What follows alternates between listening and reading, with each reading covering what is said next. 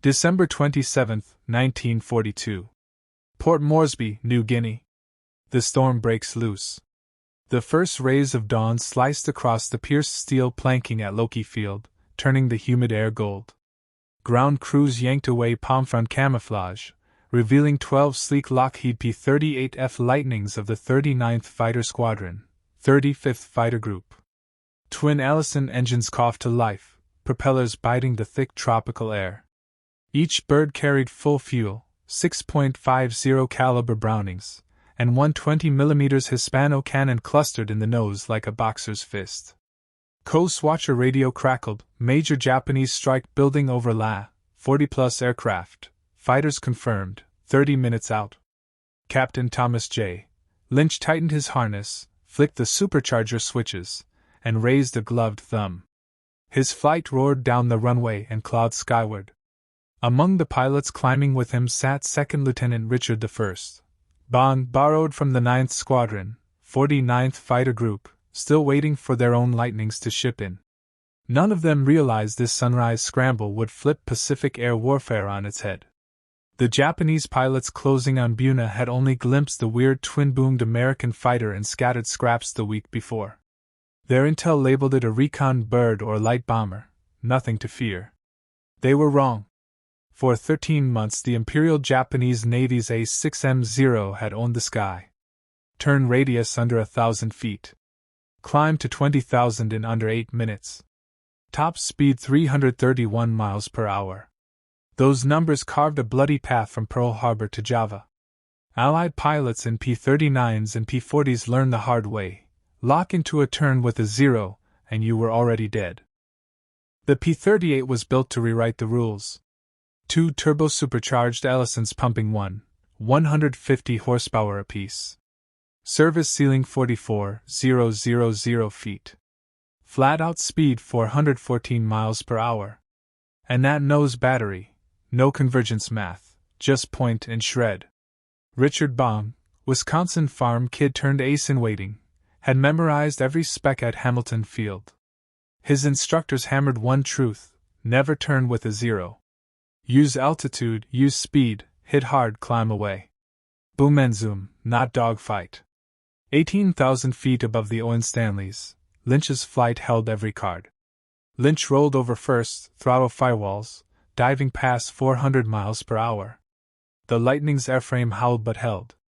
Bong picked a Nakajima Ki-43 Oscar lagging the bomber stream. Tracers converged at 450 yards, outside any Zero's dream range. The Oscar folded like tin, fire blossoming across its wings. Zeros scrambled upward, but their airframes shuddered near 400 miles per hour. Compressibility warning screamed. Bong's second burst caught a Val dive bomber skimming the treetops. It cartwheeled into the jungle in a fireball. 10 minutes. 12 Japanese aircraft confirmed destroyed. 0 P-38s lost. Japanese after-action reports read like horror stories. Enemy fighters appear from sun, strike at impossible range, vanish upward before we can respond. Rabaul headquarters ordered urgent re-evaluation. The comfortable world of flat turns and knife fight circles was gone. January 7, 1943. 9 Lightnings escorting B-25s over La. 20 Japanese fighters rise to meet them. Doctrine says defensive circle. Instead, the P-38s climb to 25,000 feet and dive. Bong drops an Oscar at 300 yards. Zoom climbs to 20,000, repeats. The vertical chessboard leaves Japanese pilots chasing ghosts. By February, the 49th, 80th, and brand new 475th Fighter Groups all fly Lightnings. Squadron briefings drill one phrase: altitude is life. Speed is survival. New tactics manuals ban horizontal turns. High-speed yo-yo, barrel roll attack, vertical scissors, every maneuver designed to keep the P-38 above and faster. Japanese counters falter. The Ki-61 Tony climbs well but bleeds power above 20,000 feet. The Ki-44 Shoki trades agility for speed and still can't match turbocharged Allisons. Production lines in Burbank spit out 10 P-38s a day, Japanese factories scraped together 5 fighters of any type, many kept home for defense. March 1943, Battle of the Bismarck Sea. P-38s fly top cover while B-25s skip bomb a Japanese convoy. Zeros bounce, lightnings pounce. 8 transports, 4 destroyers sink. Japanese reinforcement to New Guinea dies in burning water. Names start stacking victories. Captain Lynch refines boom and zoom to poetry. 20 kills before a flak burst claims him in 44. Bong's tally climbs like his zoom, methodical, lethal, untouchable. August 18th, Lieutenant Thomas B. McGuire, 431st Squadron, 475th Group, scores 3 in his first fight over Wewak. 3 days later he's an ace. McGuire writes the book, literally, Combat Tactics in the Southwest Pacific. The McGuire roll and vertical reverse become 5th Air Force gospel. April 18, 1943. Codebreakers hand 5th Air Force gold. Admiral Isoroki Yamamoto's itinerary. 435 miles of open ocean, wave-top height, radio silence, dead reckoning navigation. Only the P-38 has the legs. Major John Mitchell leads 16 Lightnings off Guadalcanal. 2 hours later, on the dot, 2 Betty bombers and 6 escort Zeros appear. Rex Barber's guns tear Yamamoto's plane apart over Bougainville jungle. Japan loses its mastermind.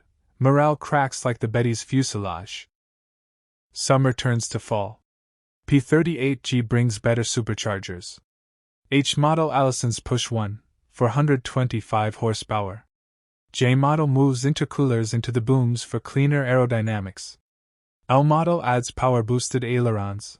Roll rate now humiliates anything with a rising sun. November 1943. Japanese daylight ops over the Solomon's End. Convoys run only after dark. Air groups bleed out. 251st starts the year with 80 pilots, ends with 10. Kill ratios hit 7-1, then 10-1. Philippines, October 1944. Leyte invasion. P-38s clear the sky in 48 hours. November 2nd, 49th Fighter Group bags 26 Japanese aircraft, 0 losses. B-24s bomb Rabaul unmolested under lightning escort. F-5 photo birds map every revetment at 40,000 feet, untouchable. Early 1945. Japanese air power in the Southwest Pacific is a memory. Experienced pilots are skeletons defending Tokyo.